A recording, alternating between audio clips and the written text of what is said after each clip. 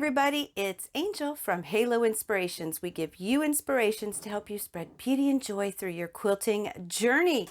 Happy Wednesday. Whoop whoop. Happy hump day to you. Yes, here we are with another tip and trick, I guess you could say. Actually, we've done this video over a year and a half ago. I think it's about a year and a half. And there's a lot of stuff that's happened in between that time period. Oh my gosh, it's been over 2 years. Oh my gosh, time flies. So it's back in 2020, and I want to say it was in January of 2020. So it's been a while, and we didn't have a quilt shop at the time, and there's been some new tools and some new things that I like to do. Now, I did show it in the way that I use this method per se, but I didn't do it justice. It's an older video. So we're going to redo this. We're going to square and cut our fabric. Okay, today we're squaring and cutting. Now, if you've been following along for a while, you have seen me square my fabric 3 or 4 times. Okay. But like I said, we're redoing this video. So we're going to start with squaring, and then we're going to go into a little bit of cutting. And I'm hoping that this will be a resource for you if you so need it. And it's been updated to make a lot more sense. Okay. So why squaring and cutting is important. If you've been following for a while, you will know that it's one of the major components to getting accurate size blocks. Okay. First is squaring and cutting. Second is how you press. Third is your 1/4 inch seam being whatever your fabric needs it to be at a 1/4 inch, whether it's a scant, whether it's a 1/4, whether it's in between, but just getting the right seam allowance for your blocks, and also sewing in a straight line. Those are huge, absolutely huge. Now, I will tell you, I have prepped this fabric. So y'all know me, it's a high debate in quilting. Some people starch, some people don't. I do because it helps give me more accurate cuts also.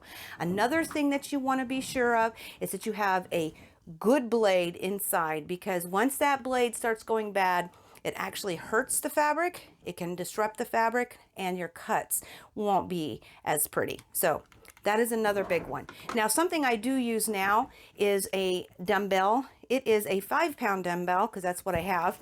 And I do use that, but it's not necessary. I just want you to be aware of it because you are going to see it. If you have one in your home, you may want to utilize that also. Now, another big one, big change in these time periods. I used to say that if you could buy one ruler, I would buy the 6.5 by 24.5. Well, I buy Creative Grits because that's my fave. Now, in the last year, they have come out with the Big Easy. Woohoo! It is the Big Easy. It is 12.5 inches wide by 24.5 inches long.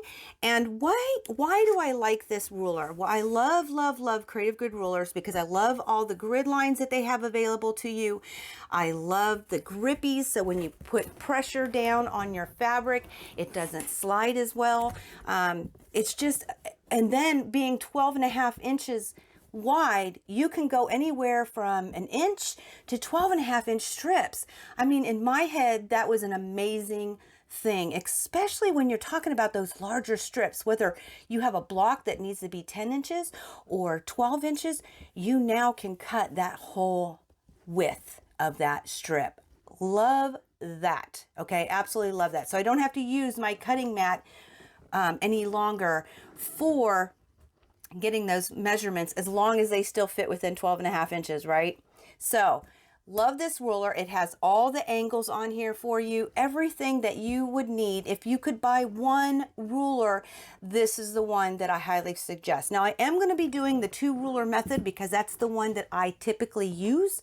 I'll probably throw in a single, and I'll show you the difference once we get through all this, but I'm going to square the fabric. And then I'm going to bring you in closer, and we're going to cut a few strips, and then I'll talk to you about the single ruler method. But for this video, my preference is the 2 ruler method. So I am going to use a 6.5 by 24.5 and the 12.5 by 24.5 ruler. So first thing is first, I again have prepped my fabric, right? Okay, The next thing you're going to want to do is fold it selvage end to selvage end, okay? That is your width of fabric, WOF, if you ever read that in a pattern. Now, I put my fingers in between. I have my thumb on the fabric facing me. I have my pointy finger in between, and then I have my other fingers on the outside of the fabric on both sides. And what that's going to do is allow me to shift this back and forth. You can also just hold it in between your thumb and pointy finger and still shift. Now, what I want you to notice, if you can see already, over here, going down towards the bottom of the fabric, you can see this interesting crease, I guess, or fold, right from this hand down to the center. Now, when I move it, look, I go the other direction, it's now on this end down to the center.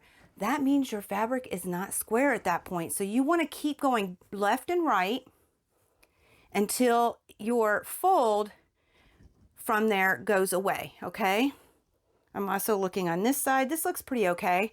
We're going to find out, but I mean, I can see a nice little whoop, but that's the way I'm holding it. Let's see if I can, there we go. Whoop, this side needs to come up. That's a little better. There we go. Okay, so once I have that, there we go. I'm going to take this folded in half fabric and I'm going to set it down nice and gently. Now, when you do this, what you will probably notice is that on one side, you'll have, you know, the bottom on this one, you'll see it when you come up close. It's actually, they're not together. They're very, very much apart, and they are on the other side too.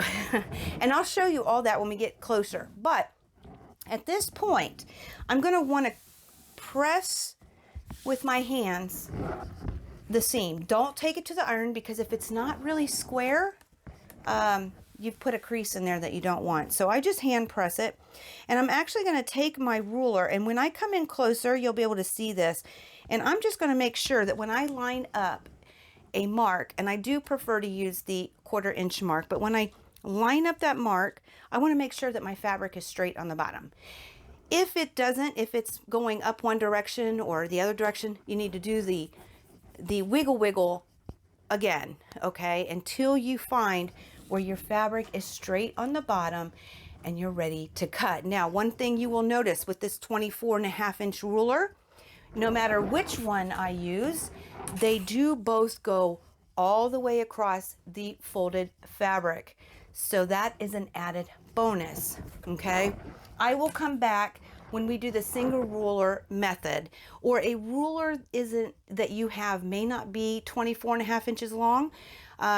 When I come back to show the single ruler, I'll also talk about what you can do to help yourself when you don't have a ruler that goes all the way across like that, okay? Because I understand that everybody has that. But this is my preferred method, okay? I am eliminating opportunity for any shifting and really trying to control the beast of the fabric, okay? So we get a nice straight line, which is that first step, a nice straight cut line for our blocks to be beautiful, okay? So I'm gonna just sit right here for just a second, and I am going to pull you in a little closer so you can actually see on top what I'm actually doing, and that way you'll be able to see it and understand it better, I hope. So let me go ahead and pull you in. I'll see you guys in just a sec. Okay, now I want to tell you, I went ahead and decided to do this on a different side of my table so that you could see better. So my fabric is longer than a yard. Now I will tell you, it's best practice when you're doing the wiggle. If it's more than a yard, it's really a good idea to have a buddy to help you find that square, because your arms only go so far, right? So that is one little tip. You might want to cut them down to yard pieces, but this one's just slightly more than a yard. I was still able to manage it. I will take a picture of this to let you all see, because I'm sure we're not going to get in unless I can get up close enough. I don't think you'll get in to see that this line right here is my 1/4 inch and it's dotted, so I'm able to see if my line of my fabric is straight. Now, if you look at this side, it gets really skinny up here and much more fabric down here at the bottom, okay? So we want to make this nice and straight because we do want 2 straight edges. So I've lined up my 12.5 by my Big Easy. Let's just go there. I lined up my Big Easy so that when I line up my second ruler, I'm going to trim off any crookedness, but I'm trying not to take off as much as I can, right? I want to use as much as I can of my fabric because it's not cheap. All right, so the next thing I'm going to do is I'm going to line up my second ruler with my first. They're butted up nice and good. I want to make sure I'm still straight and I'm a little crooked. So I'm going to reline it up. Okay, I'm going to put this right next to it. Make sure it's still lined up nice and straight. Everything looks good. And I'm actually going to put my dumbbell right on top of this ruler because I want it to stay, okay? I'm going to pick this up and move it. Now, I am doing this way because I am right-handed, okay? So if you're left-handed, you'll want to go to the other angle. I'm going to grab my rotary cutter here, and I'm going to trim, well, I hope, right next to this ruler. And that dumbbell is acting as a second hand for me, so I don't have to move. Now, I just want to make sure before I move this ruler, I want to make sure I cut through all the layers before I move anything. So I just lifted it up and I'm going to pull this away. Okay. And we have a nice straight line.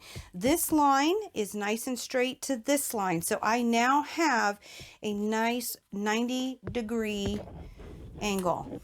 Okay. Both sides are squared. Bottom line. All right, now at this point, I'm going to cut 3 2.5-inch strips. Now, if you were to just line up your ruler on the 2.5-inch mark, okay, and cut a strip, move it, cut a strip, move it, cut a strip, and just keep cutting 2.5 inches, eventually this fabric will go out of square. It's roughly around 4 or 5 cuts before it starts to do that, and then you'll have to re-square your fabric. You'll have to do the wiggle wiggle again, lay your fabric down, cut a nice clean edge, and be ready to go, okay? So one of the methods that I use to prevent that, we're going to cut 3 2.5-inch squares. Now I will take a picture of this and throw it up here for you, but what I am doing is I am making sure that I'm straight along the bottom and my ruler is on the fabric. And then I'm going to check this line and make sure that it is on the fabric.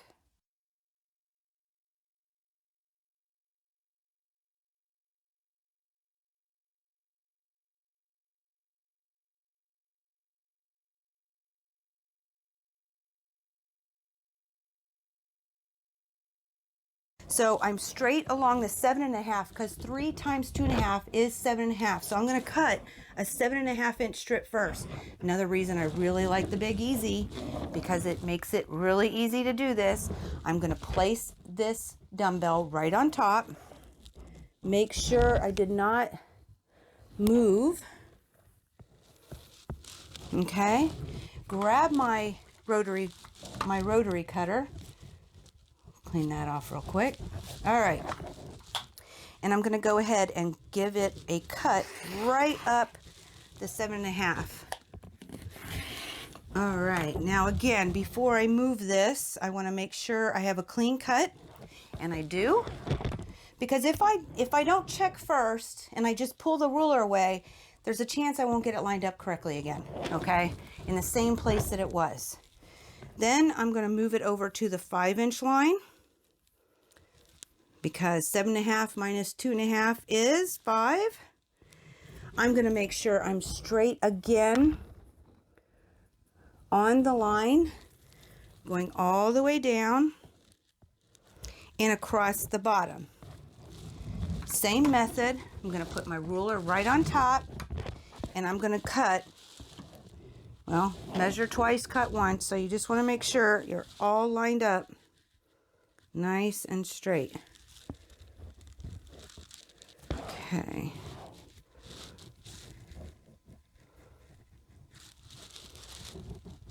It does take me a minute because I want it to be correct. That's how you get nice straight lines. So then once I'm where I want to be, when I know that I'm straight along the 5-inch line, straight along my 1/4 inch at the bottom, I'm going to go ahead and give myself another cut, making sure I'm good to go. Now, whenever you go to check your strips, you want to open them up. Right where this folds at. If you have a V or so that would be a peak or a valley, okay, so a V going this way or a V going that way, in this crease area, you know that your fabric was not square and you did not cut it straight. So you'd have to back it up and do another, okay? We are good to go on that one. So one last cut. We're gonna move it on over to the 2.5 inch line. Again, lining it up on the bottom, lining it up on the top, on the side. We want to make sure that our cuts are nice and beautiful and straight because we took all this effort to square the fabric, and we want beautiful locks. So last one. Go ahead and cut once you're lined up. Yep, we are good to go. Pull it open, and it is nice and straight and pretty. So we are good to go on that one, which also tells me we're good to go on the last one because they're all the same. But I've cut 3 strips, and I've only had to make 1 cut on the primary fabric. Instead of doing 3 or 2 different cuts, I've only had to make 1. And I can do the same thing if I needed 3 more. I'd go to the 7.5 and back it up, because then I'd only made 2 on the primary fabric. The less cuts on your primary fabric, the less it will be that you have to re-square, okay? All right, so that is cutting those strips. I'm gonna throw those over there. All right, now I want you to notice, I am not lined up on my cutting mat. I totally do use the ruler. So instead of being on this side, I'm right-handed, right? I'm gonna take my ruler, okay, and I'm gonna line it up where the bulk of the ruler is on most of the fabric. So I know where my line is, and I know that it's straight, okay? And I'm gonna take it all the way to as much as I can take off. Now, I don't know if you can actually see that, but this bottom fabric and this top fabric are really, really crooked, okay? They are not lined up together. So I'm gonna take my ruler and I'm gonna line it up right along the bottom where I know it is straight, and I'm gonna try and cut as minimal as possible, but still get a straight line, okay? Now this is a single ruler. Now this is right-handed again. So if you are left-handed with a single ruler, you do it on that side because you need to use your dominant hand, right? Whoop, I just moved it. Okay.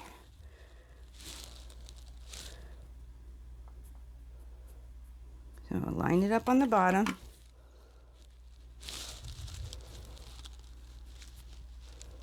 All right, once you get it where you think it's nice and straight and pretty, looking good, what I'm going to have, I'm going to put down the dumbbell. Now, like I said, you don't have to use a dumbbell. I just do prefer it. And we're going to give ourselves a nice whoop, straight line. Now, see, I'm glad I haven't moved the fabric. Got to push all the way through. There we go. Nice straight line. And then at this point, if you were going to cut 2.5 inch squares, you would have, this is the reason I don't like the single ruler method, because at this point, because I am right-handed, I'm going to have to take this fabric and very carefully flip it over. Now what that does for me is it gives me an opportunity to shift the fabric, so that's why it's not my preferred method. But I did want to show it to you. I did want you to see the single ruler method and the double ruler method, and then you would do the exact same thing. Once you're on this side of it, if you wanted to cut those 2.5-inch strips, I personally would line up. I pick 7.5 because I have a half mark that I can follow, okay?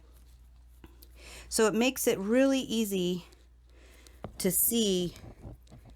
The whole lines are solid. The half lines are dotted, okay? So I prefer the dotted. So if I need 6, I'm gonna go 3 and 3. That's just me. Or I might go 5, because if we went 5, that would be a 10-inch. Or no, that'd be 4 of them. 4 would be 10. So I could take it to the 10-inch. I could line it up, but it's not on the half. So the 5 would be all the way to the end. I could do that, but again, that is not one of my preferred methods because I can't really tell how well I'm straight on that side like I can if it's in between, okay? So my preferred is 3 at a time. I like that 7.5-inch to follow along here and look down here. That is exactly the same. Once you have cut with that single ruler, you have to flip it and then reline everything up how you're going to cut it and cut your strips that way, okay? So that basically is cutting your fabric, but I want to share with you one more tip in case you don't have a ruler that is going to reach with 1/2. You know, this is folded in half with the fabric. It reaches all the way across. What if you don't have a 24.5-inch ruler? So I'll see you guys in just a sec. Back at you here at a distance so you can see me. But for those of you who don't have a ruler that stretches all the way across, here is an option that you can do, okay? Now, as a beginner, I prefer a one-time fold until you get really good at it. Some people will prefer this next method even when they've been quilting a while. I still only use one fold method, okay? Been doing it for years, and that's my preferred because I'm controlling any opportunity for shifting to happen. However, I have a ruler that stretches across the width of fabric with a one-time fold. If you do not have a ruler, like for instance, I've got a 12.5-inch square ruler here, okay? Will not go all the way across, right? So, trying to keep my hair out of the mic for you. So I'm constantly flipping. Okay, so what you'll do is once you do the wiggle wiggle and you put it down, you'll then want to take that and do your hand press, right? Once you've done that, then you want to take your fabric again and fold it in half to the selvage. Take that fold to the selvage, and then you'll want to do the wiggle wiggle again, okay? And find where there is no wrinkle. Now, it's hard for me to see that far away, but once you are happy with what you have, then you're just going to simply place it down, and that did not place down correctly. Nope, still didn't. Let's get this right. Okay. You'll do another hand press, and this is the line that you will use, and you will do the exact same thing with your ruler and place it down on a line that you can see whether, whoop, and it's one ruler, so you'll have to be on the side that you cut, but you'll place it down where you can see if it's straight. Cut yourself a nice clean edge, okay? And then once you have your clean edge and you have 2 straight lines, one the side and the bottom, you'll then carefully flip it over and then start cutting your strips that way, okay?